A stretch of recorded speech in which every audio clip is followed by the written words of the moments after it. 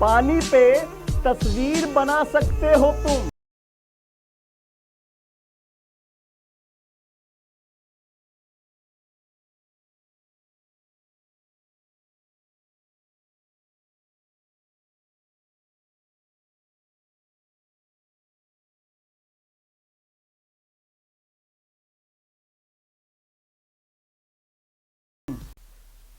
तो प्यारे बच्चों, मैं हूं नवीन वर्मा।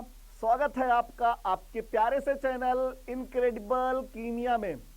तो बच्चों, मैं आज आपके लिए लेकर आया हूं रिजोनेंस एनर्जी में कंपैरिजन करना, है ना। इसके पहले वीडियो में मैंने आप लोगों को बताया था कि रिजोनेंस एनर्जी को कैलकुलेट कैसे करते हैं। आपको समझ में भी आया होगा, है ना। तो आप लोग निकालना तो सीख गए कि कोई एल्कीन मॉलिक्यूल हो या बेंजीन हो, उसमें कैलकुलेट कैसे करते हैं रिजोनेंस एनर्जी, वो आप लोग सीख चुके हैं। तो आज क्या सीखेंगे सर? तो आज हम लोग बच्चों सीखेंगे कि बहुत सारे मॉलिक्यूल आपको दिए जाएंगे और उसमें पूछेगा कि किस मॉलिक्यूल में रिजोनेंस एनर्जी ज्यादा होगा और किस मॉलिक्यूल के अंदर रिजोनेंस एनर्जी कम होगा। तो अगर कंपैरिजन पूछ लिया जाए कभी नीट या जेई में या कभी कोई बोर्ड में, है ना, तो किसी भी एंट्रेंस एग्जाम में अगर ऐसा पूछ लेता है तो हम लोग गलत ना करें और हम लोग को आए क्वेश्चंस, तो उसके लिए ये वीडियो आप लोग जरूर देखिएगा। और आपको पक्का 100% दावे के साथ बोलता हूं, आपको समझ में आ जाएगा। आप कहीं के क्वेश्चंस करेंगे, आपके क्वेश्चंस बन जाएंगे। ठीक है बच्चों? तो बच्चों, वीडियो देखने के बाद अगर आपको वीडियो अच्छा लगे तो ये जो आपका प्यारा सा चैनल है इनक्रेडिबल कीमिया, उसे लाइक कीजिएगा, शेयर कीजिएगा और सब्सक्राइब करना बिल्कुल ना भूलिएगा। ओके बच्चों, तो चलिए स्टार्ट कर रहे हैं कंपैरिजन इन रिजोनेंस एनर्जी। तो बच्चों, रिजोनेंस एनर्जी को जानने की, रिजोनेंस एनर्जी में कंपैरिजन करने के लिए सबसे कुछ पॉइंट्स होते हैं, उन पॉइंट्स को मैं आप लोगों को बता देना चाहता हूं। सबसे फर्स्ट पॉइंट ये बनता है रिजोनेंस एनर्जी क्या होता है। तो आपको पता है बच्चों रिजोनेंस एनर्जी क्या होता है। मैंने आप लोगों को बताया था जब रिजोनेंस पढ़ा रहा था, तो वहां पे रिजोनेंस एनर्जी बताया था कि रिजोनेंस एनर्जी क्या होता है बच्चों, कि हाइब्रिड स्ट्रक्चर जब भी कहीं रिजोनेंस हो रहा होता ना, तो एक से ज्यादा स्ट्रक्चर का फॉर्मेशन करता है मॉलिक्यूल। तो जब स्ट्रक्चर्स बनते हैं बच्चों, तो वहां पे एनर्जी रिलीज होती है। तो जब हाइब्रिड स्ट्रक्चर बना था तो वहां पे जो एनर्जी रिलीज हुआ था, हाँ सर, हाइब्रिड स्ट्रक्चर को छोड़ करके और जो स्ट्रक्चर्स बने हैं उन स्ट्रक्चर्स में आप चेक करिए सबसे ज्यादा स्टेबिलिटी किसकी है। जो स्टेबिलिटी जिसकी ज्यादा है उसकी एनर्जी चेक करिए, वहां पे एनर्जी कितना रिलीज हुआ था। तो दोनों का डिफरेंस करिए, कौन सा, हाइब्रिड स्ट्रक्चर के दौरान जो एनर्जी रिलीज हुई थी और मोस्ट स्टेबल रिजोनेटिंग स्ट्रक्चर के दौरान जो एनर्जी रिलीज हुई थी, दोनों का डिफरेंस करेंगे, उसी को बोलेंगे आप लोग रिजोनेंस एनर्जी, है ना बच्चों। या एक तरीका और है रिजोनेंस एनर्जी को निकालने का। रिजोनेंस एनर्जी होता है बच्चों observed enthalpy minus calculated enthalpy. अब एंथैल्पी में bond enthalpy, bond formation energy, bond dissociation energy या कंबशन एनर्जी, है ना, या हीट ऑफ हाइड्रोजनेशन, कुछ भी हो सकता है बच्चों। तो ऑब्जर्व्ड माइनस कैलकुलेटेड को आप लोग बोल सकते हैं रिजोनेंस एनर्जी। तो सबसे फर्स्ट हम लोग डिफिनीशन देख ले रहे हैं, फिर इसके बाद कंपैरिजन करना सीख रहे हैं। Okay, resonance energy, resonance energy तो क्या बनेगा बच्चों, the difference in the energy of hybrid structure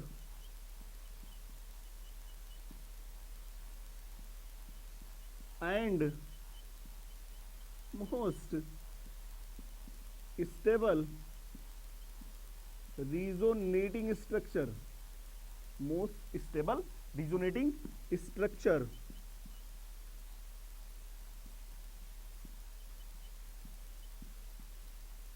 इसमें लिख दे रहा हूं बच्चों, है ना, लीस्ट एनर्जी। बच्चों जिसकी स्टेबिलिटी ज्यादा होती है ना, उसकी एनर्जी क्या होती है, कम होती है। इज कॉल्ड एज क्या, रिजोनेंस एनर्जी, रिजोनेंस एनर्जी, है ना बच्चों। तो हाइब्रिड स्ट्रक्चर और सबसे ज्यादा रिजोनेटिंग स्ट्रक्चर, जो सबसे ज्यादा स्टेबल रिजोनेटिंग स्ट्रक्चर हो, वहां पे जो एनर्जी रिलीज हुआ हो, दोनों का डिफरेंस क्या होगा बच्चों, रिजोनेंस एनर्जी, है ना। या एक डिफिनेशन और बन सकता है, the difference observed observed enthalpy and calculated enthalpy,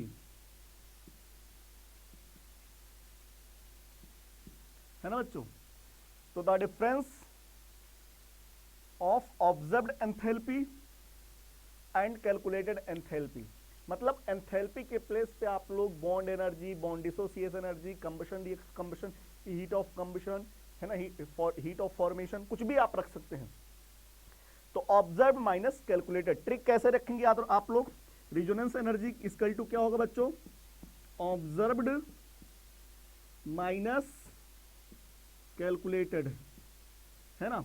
तो याद रखेंगे आप लोग ट्रिक इसका, OBC, OBC, observed minus calculated, है ना। तो रिजोनेंस एनर्जी ऐसे निकालते हैं, ऑब्जर्व माइनस कैलकुलेटेड, ठीक है। अब हम लोग बच्चों ग्राफ देखेंगे और ग्राफ के थ्रू कैसे पता चलेगा कि रिजोनेंस एनर्जी कैसे निकलता है ग्राफ के अंदर, है ना। तो देखिएगा, मैंने बच्चों एक ग्राफ खींचा, किसके बीच, वाई एक्सिस पे पोटेंशियल एनर्जी रखा या एनर्जी बोल सकते हैं, और एक्स एक्सिस पे contributing resonating structure, contributing structure या रिजोनेटिंग स्ट्रक्चर रखा बच्चों, ठीक है। एक मॉलिक्यूल था बच्चों जो ढेर सारे रिजोनेटिंग स्ट्रक्चर का फॉर्मेशन कर रहा था, ठीक है। तो जब रिजोनेटिंग स्ट्रक्चर का फॉर्मेशन करेगा तो हाइब्रिड स्ट्रक्चर भी बनाएगा। आपको पता होना चाहिए बच्चों, जो हाइब्रिड स्ट्रक्चर होता है उसकी स्टेबिलिटी सबसे ज्यादा, और अगर उसकी स्टेबिलिटी ज्यादा तो उसकी पोटेंशियल एनर्जी सबसे कम होगा, क्योंकि कोई भी मॉलिक्यूल की अगर स्टेबिलिटी ज्यादा है ना तो इसका मतलब उसकी पोटेंशियल एनर्जी कम होगा। स्टेबिलिटी बढ़ा ही तभी पाएगा जब वो अपने पोटेंशियल एनर्जी को कम करे। अगर मुझे अपनी स्टेबिलिटी बढ़ाना है ना तो नवीन सर आप अपनी पोटेंशियल एनर्जी कम कर लीजिए, आपकी स्टेबिलिटी बढ़ जाएगा। तो हाइब्रिड स्ट्रक्चर की अगर स्टेबिलिटी सबसे ज्यादा ना होता ना बच्चों तो इसका मतलब उसकी पोटेंशियल एनर्जी सबसे कम होगा, ठीक है। तो मान लीजिए उस मॉलिक्यूल का हाइब्रिड स्ट्रक्चर की एनर्जी सबसे कम थी, उसको मैंने एक लाइन, जिसको लाइन फर्स्ट बोला, ठीक है बच्चों। और उसके अंदर जो ढेर सारे स्ट्रक्चर्स बने, आपको पता है जितना ज्यादा स्टेबिलिटी, जितना कम स्टेबिलिटी होता जाएगा उसका पोटेंशियल एनर्जी उतना ही ज्यादा रहेगा, ठीक है। तो एक ग्राफ और खींचा जिस सेकंड रिप्रेजेंट किया, एक लाइन और जिसे थर्ड से रिप्रेजेंट किया, फोर्थ लाइन, ठीक है बच्चों। अब आपको पता है कि मान लीजिए उस मॉलिक्यूल के अंदर 3 रिजोनेटिंग स्ट्रक्चर बने और एक हाइब्रिड स्ट्रक्चर बना, ठीक है। अब आपको बताना है कि कौन सा सबसे ज्यादा स्टेबल है, सबसे ज्यादा तो हाइब्रिड होगा, हाँ ये हाइब्रिड वाला है। अब इन तीनों में सबसे ज्यादा स्टेबिलिटी कौन किसकी है, सेकंड वाले की है बच्चों, किसकी, सेकंड की है। ये सबसे ज्यादा स्टेबल, इन तीनों में सबसे ज्यादा स्टेबल ये है। कैसे पता चला, क्योंकि इसकी पोटेंशियल एनर्जी सबसे कम है ना। तो आप लोग रिजोनेंस एनर्जी क्या बताएंगे, हाइब्रिड स्ट्रक्चर और मोस्ट स्टेबल रिजोनेटिंग स्ट्रक्चर की एनर्जी का डिफरेंस क्या होगा बच्चों, रिजोनेंस एनर्जी। तो यही है resonance energy. Resonance energy equal to hybrid structure के दौरान, मान लीजिए यहाँ पे एनर्जी बच्चों E1 निकला, यहाँ पे एनर्जी E1 है और यहाँ पे एनर्जी E2 है, तो क्या हो जाएगा बच्चों, resonance energy equal to E2 minus E1, ये हो जाएगा रिजोनेंस एनर्जी। तो आप लोगों ने रिजोनेंस एनर्जी के बारे में पता चल गया, लेकिन अब हम लोग को सीखना है क्या, कंपेरिजन करना ना। तो चलिए कंपेरिजन करने में भी कुछ पॉइंट आपको बताने पड़ेंगे बच्चों। जैसे फर्स्ट पॉइंट, किसी भी मॉलिक्यूल के अंदर जितना ज्यादा रिजोनेटिंग स्ट्रक्चर रहेगा ना बच्चों उतना ही ज्यादा उसकी रिजोनेंस एनर्जी होगा। सर मतलब रिजोनेंस ज्यादा तो क्या रिजोनेंस एनर्जी ज्यादा होगा क्या, हाँ बिल्कुल सही बात, मतलब directly proportional to quantity of resonance. और बच्चों जो रिजोनेंस होता है वो किसके डायरेक्टली प्रोपोर्शनल होता है, ओवरलैपिंग के। मतलब किसी भी मॉलिक्यूल में जितना ज्यादा ओवरलैपिंग, जितना ज्यादा इफेक्टिव ओवरलैपिंग होगा उतना ज्यादा रिजोनेंस होगा, उतना ज्यादा रिजोनेंस एनर्जी होगा, ठीक है। अगला पॉइंट क्या होता है बच्चों, और इसमें भी हम लोग देखेंगे कौन कितना रोल। पहले पॉइंट देखेंगे कौन रिजोनेंस कर कौन रहा है, कितना तो बाद में देखते हैं, कितना हो रहा है वो तो बाद में। पहला पॉइंट ये बनता कौन कर रहा है रिजोनेंस, ये भी ध्यान दीजिएगा बच्चों, ठीक है। अगला पॉइंट होता है बच्चों रिजोनेंस एनर्जी जो होता है, मान लीजिए एक मॉलिक्यूल एरोमेटिक है, एक मॉलिक्यूल नॉन एरोमेटिक है, एक मॉलिक्यूल एंटी एरोमेटिक है, तो जो रिजोनेंस एनर्जी होगा सबसे ज्यादा एरोमेटिक कंपाउंड में होगा, फिर नॉन एरोमेटिक कंपाउंड में, फिर एंटी एरोमेटिक कंपाउंड में। तो आप लोग बोल सकते हैं सर मॉलिक्यूल की स्टेबिलिटी के डायरेक्टली प्रोपोर्शनल होता है ना, हाँ बिल्कुल सही जवाब, जितना ज्यादा स्टेबिलिटी उतना ज्यादा रिजोनेंस एनर्जी होगा। ठीक है। अगला पॉइंट बच्चों, किसी भी मॉलिक्यूल में मान लीजिए मेरी इलेक्ट्रोनेगेटिविटी ज्यादा है, मेरी इलेक्ट्रोनेगेटिविटी ज्यादा है और मैं अपना लोन पेयर जल्दी दूंगा क्या? नहीं दूंगा। तो जब मैं अपना लोन पेयर जल्दी दूंगा नहीं तो क्या रिजोनेंस ज्यादा करूंगा क्या? नहीं करूंगा। तो जब रिजोनेंस ज्यादा नहीं करूंगा बच्चों तो क्या मेरा रिजोनेंस एनर्जी ज्यादा होगा क्या? बिल्कुल नहीं होगा यार। तो इलेक्ट्रोनेगेटिविटी भी फैक्टर अप्लाई करेंगे हम लोग, है ना। तो बहुत सारे फैक्टर्स हैं जिसके द्वारा अपन लोग रिजोनेंस एनर्जी में कंपैरिजन करते हैं, ठीक है। तो चलिए उन सब फैक्टर्स को अपन लोग लिख लेते हैं और फिर इसके बाद क्वेश्चंस करेंगे जिससे अपने सारे कॉन्सेप्ट क्लियर हो जाए, ठीक है बच्चों। Comparison of resonance energy, comparison of resonance energy. First point बच्चों, resonance energy directly proportional to quantity of resonance, quantity of resonance, resonance की क्वांटिटी के डायरेक्टली प्रोपोर्शनल होगा रिजोनेंस एनर्जी। और बच्चों ये किसके डायरेक्टली प्रोपोर्शनल होता है? किसके? ओवरलैपिंग के। किसके? ओवरलैपिंग के। जितना ज्यादा ओवरलैपिंग होगा अच्छे से उतना ज्यादा रिजोनेंस होगा, उतना ज्यादा रिजोनेंस एनर्जी होगा, है ना। और यहां पे मैं एक फैक्टर लिख दे रहा हूं, कौन कितना रूल अप्लाई जरूर करेंगे, कौन कितना रूल, कौन कितना रूल बच्चों अभी क्वेश्चन में पता चल जाएगा, है ना। सेकेंड पॉइंट, रिजोनेंस एनर्जी बच्चों, रिजोनेंस एनर्जी। मान लीजिए एक मॉलिक्यूल कैसा है? एरोमेटिक है, एक मॉलिक्यूल बच्चों नॉन एरोमेटिक है और एक मॉलिक्यूल एंटी एरोमेटिक है। तो सबसे ज्यादा रिजोनेंस एनर्जी एरोमेटिक कंपाउंड का, फिर इसके बाद नॉन एरोमेटिक का, फिर इसके बाद एंटी एरोमेटिक कंपाउंड का। थर्ड पॉइंट बच्चों, रिजोनेंस एनर्जी में कंपैरिजन करने के लिए हम लोग इलेक्ट्रोनेगेटिविटी भी फैक्टर अप्लाई करते हैं। इलेक्ट्रोनेगेटिविटी,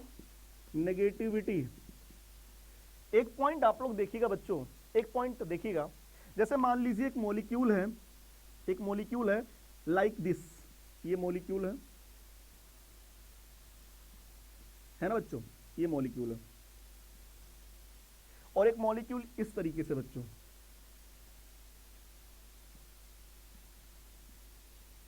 है ना। इस मॉलिक्यूल के अंदर भी 3 पाई बॉन्ड है और इस मॉलिक्यूल के अंदर भी 3 पाई बॉन्ड है ना। इस टाइप का अगर कभी आपको मॉलिक्यूल देखने को मिले तो पूछ लिया जाए किसमें रिजोनेंस ज्यादा होगा। बच्चों इसमें भी double bond, single bond, double bond, double bond, single bond, double bond, है ना। डबल बॉन्ड और सिंगल बॉन्ड का कंजुगेट सिस्टम है, डबल बॉन्ड और डबल बॉन्ड का कंजुगेट सिस्टम है ना। तो इस मॉलिक्यूल में भी डबल बॉन्ड का कंजुगेट सिस्टम है और इसमें भी डबल बॉन्ड का कंजुगेट सिस्टम है ना। अब बात किया जाए बच्चों, आपको देखने को मिल रहा है ये डबल बॉन्ड या ये वाला डबल बॉन्ड या तो इसके साथ रिजोनेंस कर सकता है या तो इसके साथ, एक टाइम पे किसी एक के साथ रिजोनेंस करेगा। मतलब इसकी जो डायरेक्शन है बच्चों वो 50% इसके साथ और 50% इसके साथ, जबकि इस मॉलिक्यूल में ये वाला डबल बॉन्ड इसका इसके साथ, इसका इसके साथ, मतलब 100% रिजोनेंस एक ही डायरेक्शन में चल रहा है। जबकि इसमें बाई डायरेक्शनल हो गया, 2 डायरेक्शन में हो गया बच्चों, बट गया रिजोनेंस, जबकि इसमें कुछ बटा वटा नहीं है रिजोनेंस, ये यूनिडायरेक्शनल है। इसको अपन लोग बोलते हैं एक्सटेंडेड कंजुगेट सिस्टम और इसको अपन लोग बोलते हैं क्रॉस कंजुगेट सिस्टम। ये क्या है बच्चों? क्रॉस, इस टाइप का अगर कभी आपको रिजोनेंस दिखे तो क्रॉस कंजुगेट सिस्टम है। और ये कैसा है? एक्सटेंडेड कंजुगेट सिस्टम है, एक्सटेंडेड कंजुगेट सिस्टम है ना।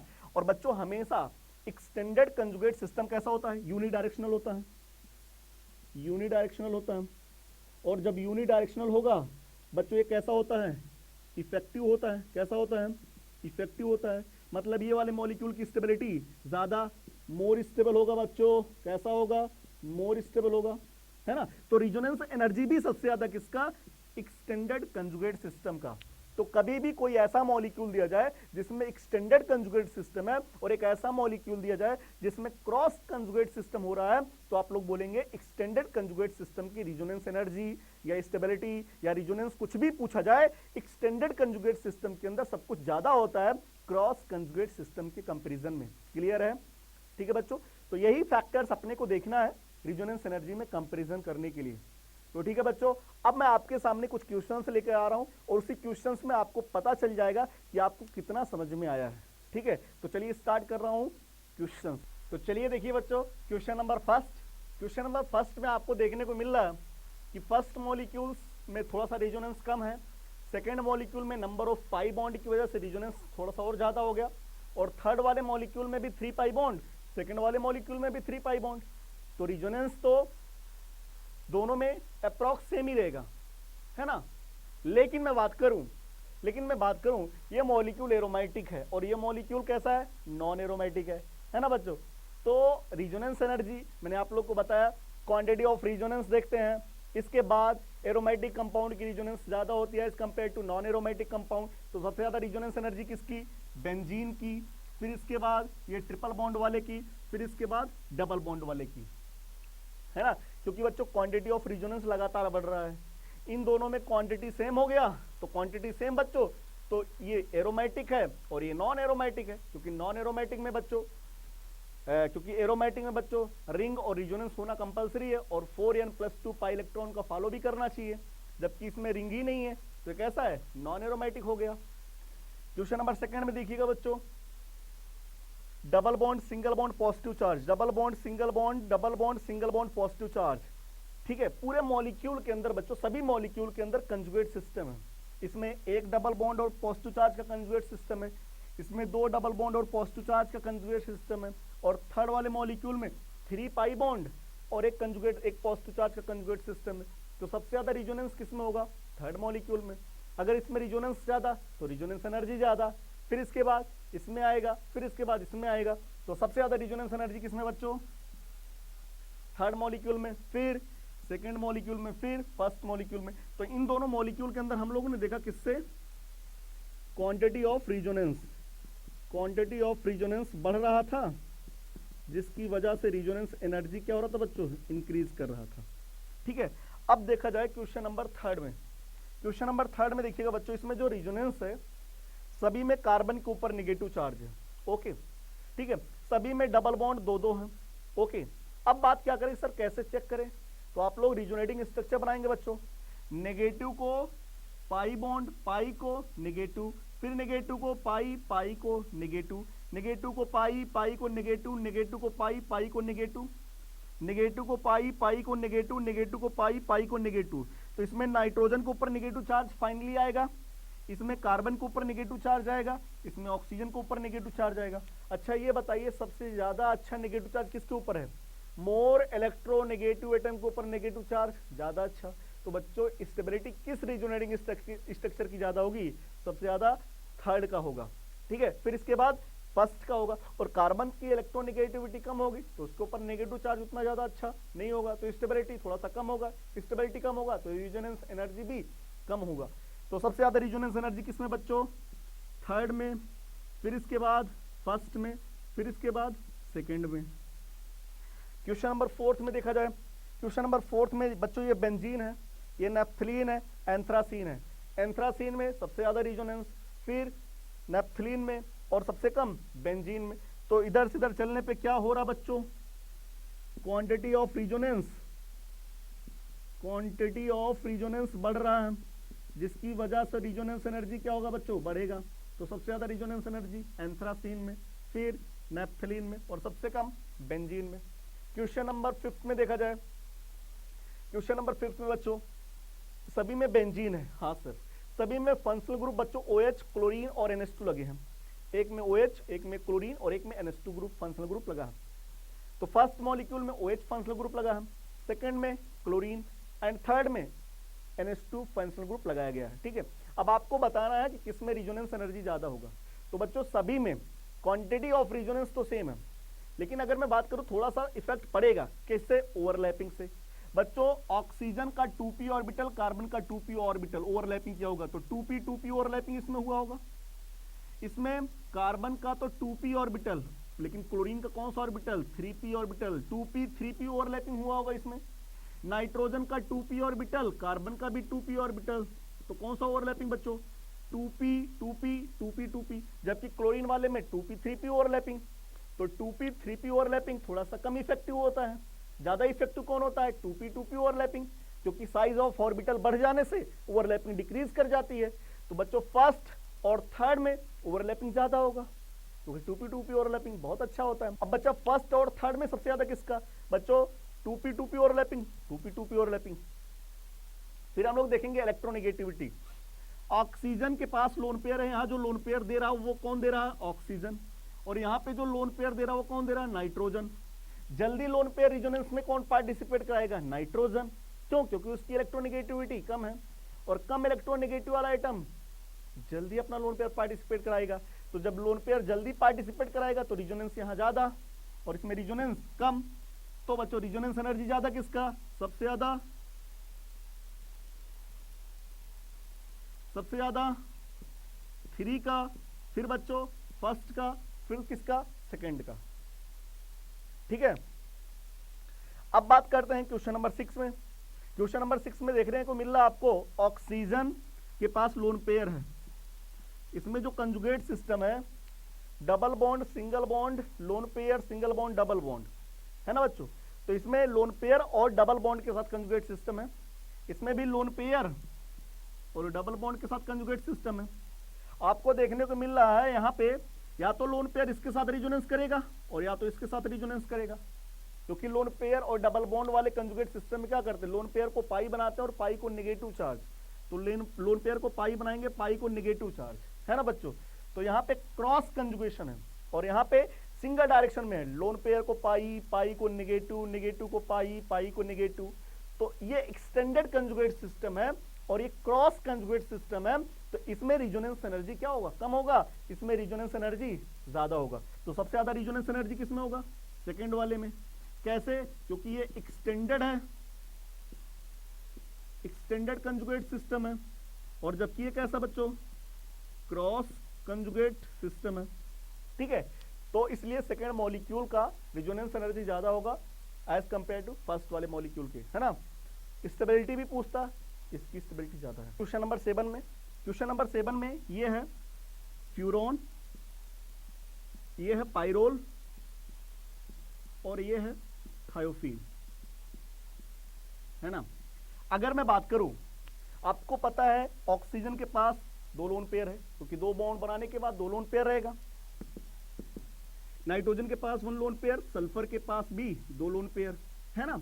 अब बात करें, आपको पता है इसका एक लोन पेयर पार्टिसिपेट कराएगा रिजोनेंस में, जिसकी वजह से ये मॉलिक्यूल एरोमेटिक होता है ना? ये भी मॉलिक्यूल कैसा होता है? एरोमेटिक होता है। ये भी मॉलिक्यूल कैसा होता है? ये भी एरोमेटिक होता है। तीनों मॉलिक्यूल एरोमेटिक कैरेक्टर रखे हैं। तो थायोफीन में बच्चों आप लोग ऐसे नहीं देखेंगे कि 3p ओवरलैपिंग नहीं देखना है। यहाँ पे सल्फर के पास वैकेंट ऑर्बिटल है, और वैकेंट ऑर्बिटल होने की वजह से इसके पास क्या है? वैकेंट ऑर्बिटल प्रेजेंट है। क्या? वैकेंट डी ऑर्बिटल है, जिसकी वजह से अपना वैकेंट ऑर्बिटल भी रिजोनेंस में पार्टिसिपेट कराता है, और इसकी वजह से इस मॉलिक्यूल में रिजोनेटिंग स्ट्रक्चर ज्यादा बनते हैं, रिजोनेंस ज्यादा होता है। इसलिए रिजोनेंस एनर्जी सबसे ज्यादा किसका होगा? थायोफीन का। किसका होगा? थायोफीन का। अब बात किया जाए फ्यूरॉन का और पाइरोल में, तो आपको पता है कि ऑक्सीजन और नाइट्रोजन दोनों सेकंड पीरियड के एलिमेंट है। हाँ सर। सबसे जल्दी लोन पेयर कौन देगा बच्चों? नाइट्रोजन या ऑक्सीजन? नाइट्रोजन, क्योंकि उसकी इलेक्ट्रोनेगेटिविटी कम होती है। तो इसके बाद किसका होगा? नाइट्रोजन, मतलब पाइरोल का, फिर इसके बाद फ्यूरॉन का। तो सबसे ज्यादा रिजोनेंस एनर्जी थायोफीन का, फिर पाइरोल का, फिर फ्यूरॉन का। ठीक है। क्वेश्चन नंबर 8 में देखिएगा। क्वेश्चन नंबर 8 में बच्चों आपको देखने को मिल रहा है कि इसकी नेगेटिव चार्ज आने की वजह से मॉलिक्यूल के अंदर एरोमेटिक कैरेक्टर आ गया। Negative charge, single bond, double bond, single bond, double bond, single bond. Molecule के अंदर, पूरे मॉलिक्यूल में रिजोनेंस है, पूरे रिंग के अंदर रिजोनेंस है। और कितने पाई इलेक्ट्रॉन का? 6 पाई इलेक्ट्रॉन का, 2 2 4 2 6, है ना? तो ये मॉलिक्यूल कैसा है? एरोमेटिक है। इसमें देखिएगा double bond, single bond, positive charge, फिर सिंगल बॉन्ड, डबल बॉन्ड, फिर सिंगल बॉन्ड, फिर डबल बॉन्ड। पूरे रिंग के अंदर रिजोनेंस है। हाँ सर। कितने पाई इलेक्ट्रॉन का रिजोनेंस? 4 पाई इलेक्ट्रॉन का। क्या है मॉलिक्यूल? एंटी एरोमेटिक है। इसमें, इस रिंग में, पूरे रिंग में रिजोनेंस ही नहीं है, तो ये कैसा होगा? नॉन एरोमेटिक है। तो सबसे ज्यादा रिजोनेटिंग स्ट्रक्चर की स्टेबिलिटी सबसे ज्यादा किसकी होती है? एरोमेटिक की, फिर नॉन एरोमेटिक की, फिर एंटी एरोमेटिक की। ये तो स्टेबिलिटी की बात हुई। अपन लोग पढ़ रहे रिजोनेंस एनर्जी, तो जो स्टेबिलिटी का ऑर्डर वही रिजोनेंस एनर्जी का ऑर्डर। तो सबसे ज्यादा रिजोनेंस एनर्जी किसका होगा बच्चों? किसका होगा? सबसे ज्यादा फर्स्ट का होगा, फिर नॉन एरोमेटिक वाले मॉलिक्यूल का, फिर एंटी एरोमेटिक वाले मॉलिक्यूल का, है ना। लास्ट क्वेश्चन, क्वेश्चन नंबर 9, आपको इसमें बताना बच्चों एसिटिक एसिड और फिनॉल में किसमें रिजोनेंस एनर्जी ज्यादा। आपको पता है बच्चों, अगर मैं एसिटिक एसिड के अंदर रिजोनेंस कराऊंगा, है ना, तो ऑक्सीजन का लोन पेयर रिजोनेंस करेगा और ऑक्सीजन के साथ रिजोनेंस करेगा, ऑक्सीजन का ऑक्सीजन के साथ रिजोनेंस करेगा।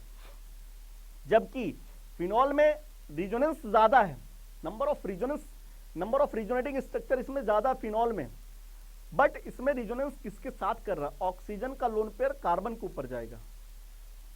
मतलब ऑक्सीजन का लोन पेयर किसके ऊपर जा रहा है, नेगेटिव चार्ज, किसका इलेक्ट्रॉन डेंसिटी कहां पे जा रहा है, कार्बन के ऊपर जा रहा है ना बच्चों।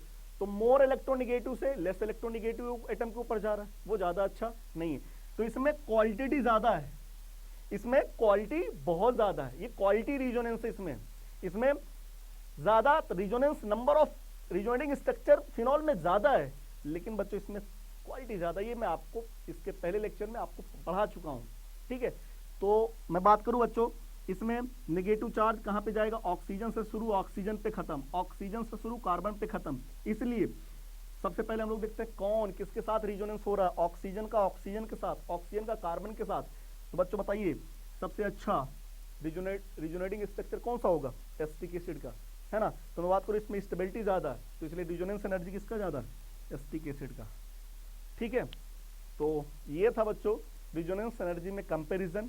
मुझे उम्मीद है आपको ये वीडियो समझ में आया होगा, आपको अच्छा भी लगेगा, है ना बच्चों। तो अगर ये वीडियो आपको समझ में आया, अच्छा लगे, तो ये जो आपका प्यारा सा चैनल है इनक्रेडिबल कीमिया, उसे लाइक कीजिए, शेयर कीजिए और सब्सक्राइब करना बिल्कुल ना भूलें। ओके बच्चों, बाय।